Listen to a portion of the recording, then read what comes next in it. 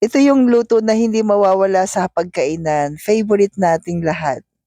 Mapahandaan man or simple pagsasalo-salo ng pamilya. Alam niyo na po ba kung ano? So una naggisa po tayo ng bawang, maraming bawang mas okay. At konting sibuyas lamang po dahil nga naglo-low carb po tayo. Then nilagay na po natin yung ating manok. Sangkutsa lang po natin ito para lumabas yung natural oil. Nilagyan ko na po ng paminta. At coco aminos po bilang pamalit natin sa soy. So, hulaan na eh, hulaan na. Nalaman na, gets na, di ba po?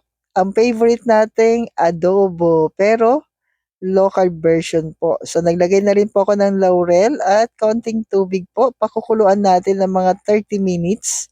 Mas okay para mas lumambot po at manuot yung lasa nito. Then, chili flakes. Kung mahilig lang po sa spicy, pag hindi, pwede na pong skip po ito po.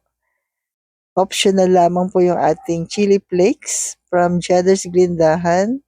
Then, kapag matutuyo na, lagyan na natin ng vinegar po. Then, okay na po ang napakasarap na adobo in low carb version.